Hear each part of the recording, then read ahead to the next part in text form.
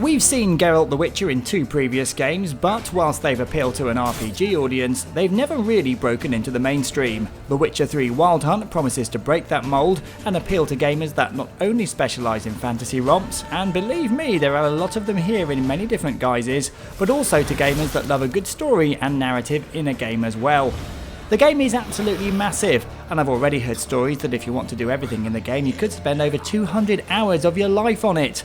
I'm nowhere near that far as I need to get a review out and I have a life besides gaming, but I can vouch that the world is very, very large and this game will keep you busy for a very, very long time as well. It also makes you want to keep playing thanks to the rich world of full characters, monsters and lore. The story starts with a tutorial where Geralt experiences a flashback dream featuring his daughter Ciri and then throws you into the present day where you're still looking for your daughter who's running away from a band of spectral warriors known as the Wild Hunt.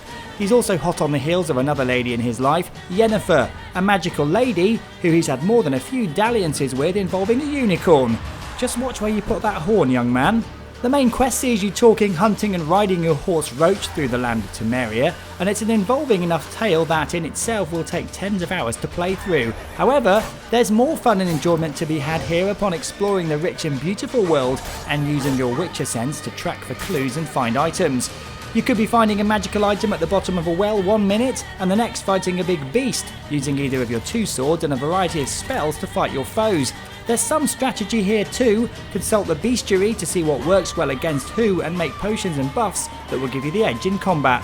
There are also plenty of other things to keep you amused during your time in Geralt's shoes, including a card game called Gwent. If you're into Hearthstone, you'll be in familiar territory.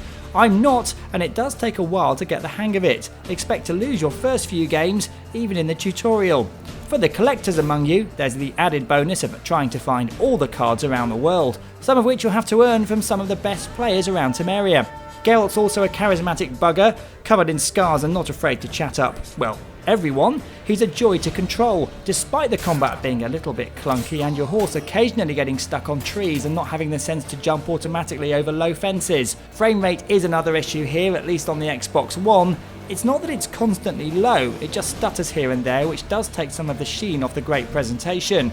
There is so much to The Witcher 3 that it's impossible to talk about everything in this short review. Safe to say that it's the first game in quite a while that's grabbed me in terms of story, and something I want to return to, and think about when I'm not actually in the house. That's a good thing, by the way. Polish team CD Projekt Red should be proud of their magnum opus, and so the game gets 9 out of 10.